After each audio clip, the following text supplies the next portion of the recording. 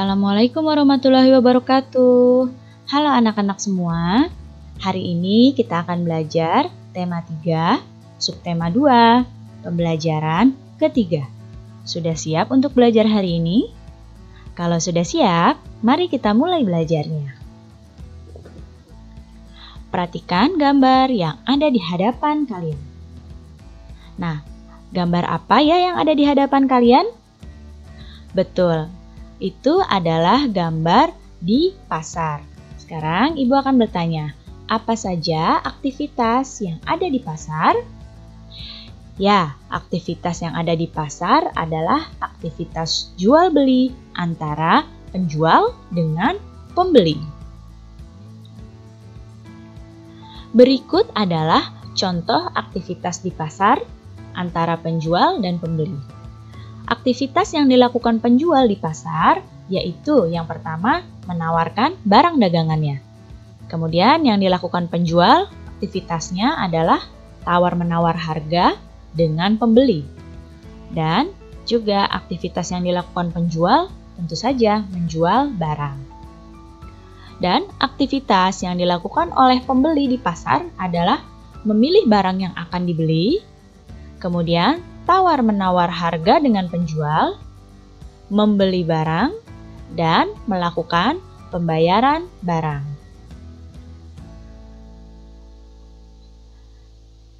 Masyarakat melakukan aktivitas untuk memenuhi kebutuhan.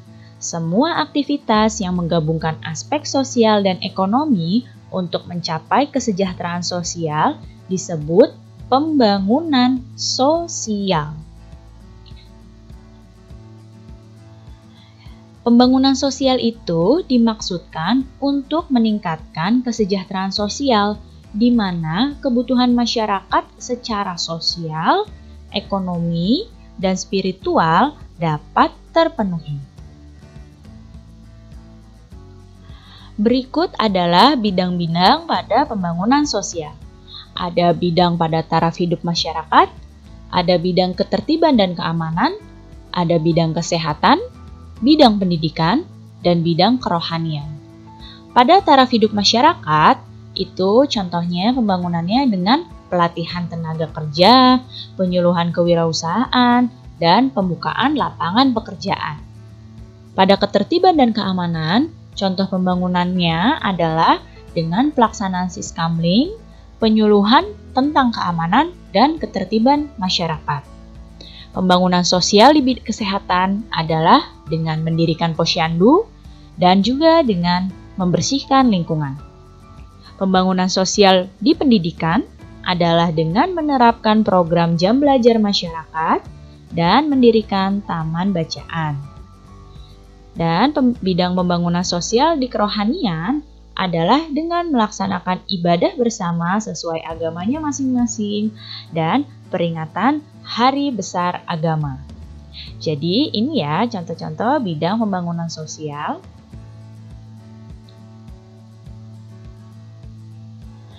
Nah, masyarakat Indonesia itu terdiri atas beragam suku bangsa. Ya, keberagaman suku bangsa ini menciptakan keberagaman adat istiadat. Jadi bukan hanya keberagaman suku, bangsa, kemudian agama, ada juga keberagaman adat istiadat yang berbeda-beda di setiap daerahnya. Apa itu adat istiadat? Adat istiadat adalah kebiasaan sosial yang sudah lama ada secara turun-temurun di masyarakat. Jadi, adat istiadat ini kebiasaan sosial yang dilakukan secara turun-temurun di masyarakat. Berikut adalah beberapa adat istiadat yang ada di Indonesia. Nah, ini adalah upacara ngaben, asalnya dari Bali. Jadi, ini adalah upacara pembakaran jenazah di Bali. Kemudian ada lompat batu Fahombo, asalnya dari Nias. Lompat batu ini merupakan ritual pendewasaan seorang laki-laki dari suku Nias. Selanjutnya ada ngobeng, asalnya dari Sumatera Selatan. Nah, ini adalah tradisi menjamu tamu oleh masyarakat Palembang. Selanjutnya ada upacara sisingaan, asalnya dari Jawa Barat. Upacara ini merupakan tradisi mengarak anak sehari sebelum disunat.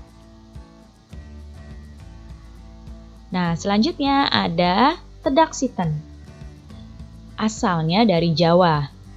Merupakan upacara pada saat pertama kali seorang anak belajar menginjakkan kaki ke tanah. Dan yang ini adalah kebo-keboan, asalnya dari Banyuwangi. Nah, ini merupakan upacara memohon kesuburan sawah dan hasil panen yang melimpah. Adat istiadat tersebut menggambarkan keragaman suku dan budaya di Indonesia. Dalam pelaksanaan upacara adat tersebut akan terjalin kerjasama yang baik antar warga masyarakat, sehingga dapat menciptakan kerukunan. Nah, sekarang perhatikan iklan berikut ini. Nah, di sini ada iklan dengan kalimat hidup rukun, cermin budaya bangsa Indonesia. Sekarang Ibu tanya, ini termasuk iklan media cetak atau media elektronik ya? Ya, ini termasuk iklan media cetak. Nah, sekarang kita akan membahas perbedaan antara iklan media cetak dengan iklan media elektronik. Berikut perbedaannya. Pada iklan media cetak, iklannya ini disampaikan secara tertulis. Kalau iklan media elektronik, iklannya disampaikan secara lisan, melalui suara atau video. Iklan media cetak, iklannya dapat dibaca kapan saja. Kalau iklan media elektronik, iklan hanya ditampilkan dalam waktu yang singkat. Kemudian, pada iklan media cetak, bahasa yang digunakan adalah bahasa yang formal. Sedangkan pada iklan media elektronik, bahasa yang digunakan bisa bahasa yang formal maupun non-formal.